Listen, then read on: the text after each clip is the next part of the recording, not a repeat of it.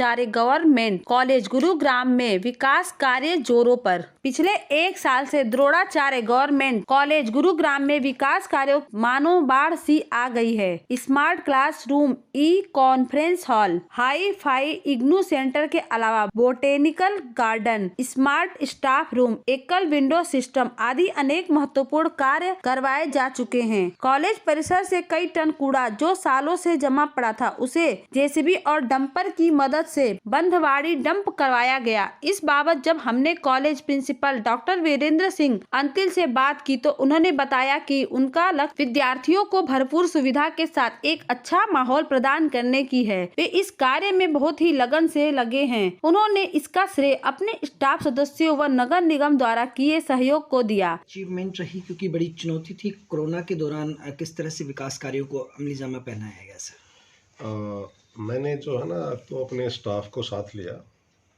और college council को साथ लिया, सभी से बात की कि इस महाविद्यालय की प्रोग्रेस के लिए कौन कौन से कार्य इम्पोर्टेंट हैं और उनको 1 बाय 1 स्टाफ के सहयोग से टेकअप किया गया, जिसके अंदर हमने चार लैब बनवाई। ज्योग्राफी लैब डिजिटल लैब है, साइकोलॉजी लैब है वो भी डिजिटल है, और language lab Hindi Sanskrit lab जो किसी भी महाविद्यालय के अंदर नहीं है, हमने वो भी इसके अंदर एस्टेब्लिश करवाई गई है यहाँ पे। और एक conference hall, video conferencing hall, जब भी अपना डायरेक्टर ऑफ हायर एजुकेशन से या डिप्टी कमिश्नर ऑफिस से कभी वीडियो कॉन्फ्रेंसिंग होती है तो वो हमारे महाविद्यालय में ये सुविधा की गई कि हम यहीं से उसको अटेंड कर पाएँ। इसके साथ साथ हमने वो एरिया जहाँ पे बिल्कुल आइसोलेटेड एरिया था, झाड़ झंखाड़ खड़े थे और गंदगी का ढेर बना हुआ था, उस एरिया को एज ए चुनौती हमने स्वीकार किया और एनएसएस के बच्चों के सहयोग से, स्टाफ के सहयोग से, एमसीजी के सहयोग से उसको नीट एंड क्लीन करके वहाँ पे एक बोटेनिकल गार्डन को हमने डेवलपमेंट कराया वहाँ पे। और आज ये है कि वहाँ पे बिल्कुल फूल खिले हुए हैं। गर्ल्स टॉयलेट्स की सबसे बड़ी मेजर कमी थी यहाँ पे। स्टाफ जब मैंने यहाँ पे ज्वाइन किया 1 साल पहले तो सबसे पहले पूरे स्टाफ की यही कंप्लेंट की गई थी कि यहाँ पे जो है टॉयलेट्स के नाम पे बिल्कुल कुछ भी नहीं है। इतने अनहाइजीनिक टॉयलेट्स हैं कि अंदर जाना तो दूर, उनके साइड से भी नहीं गुजर पाते थे। तो उन सभी टॉयलेट्स को 1 बाय 1 हमने पीडब्ल्यूडी डिपार्टमेंट के सहयोग से, अपने स्वीपर्स के सहयोग से उनको बिल्कुल नीट एंड क्लीन कराया गया और सभी के सीवर व्यवस्था दुरुस्त कराई सभी टॉयलेट्स की।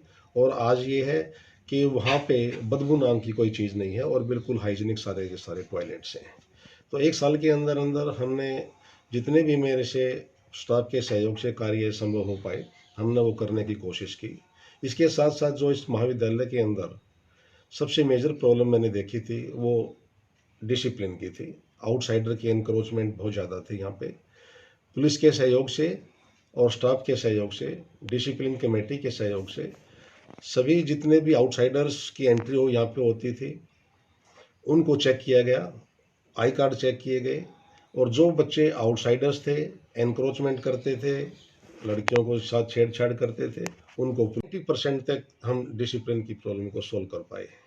उसके बाद कुछ जो आउटसाइडर्स थे, बदमाश टाइप के बच्चे थे, उन्होंने दीवार फांद कराना शुरू किया तो हमने पूरी फेंसिंग कराई गई, कांटेदार तार लगवा दिए गए। अब वो उस समस्या से भी जो है निजात पा ली गई है। और आज ये है कि हमारे विद्यार्थी फख्र के साथ कहते हैं कि हम डीएसडी कॉलेज के स्टूडेंट्स हैं।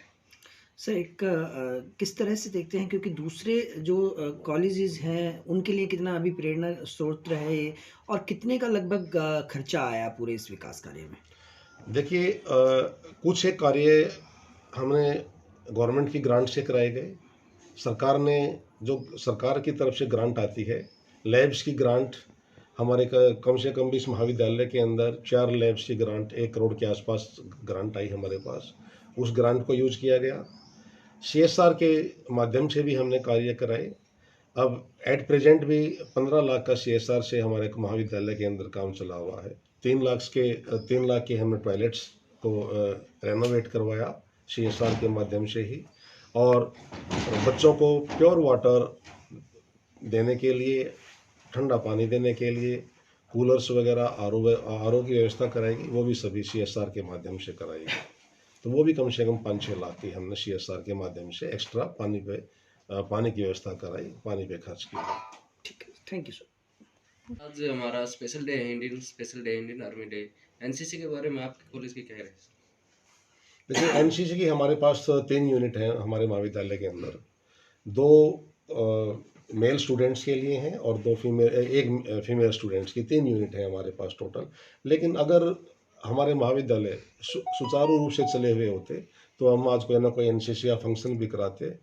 और एक बहुत ही अच्छा फंक्शन होता था, पहले भी हम कराते रहे हैं, लास्ट ईयर भी कराया था। लेकिन कोरोना के काल के अंदर हम इस बच्चों की गैदरिंग नहीं कर सकते, तो ये हमें बड़ा दुख है कि हम एनसीसी का कोई फंक्शन नहीं करा पाए।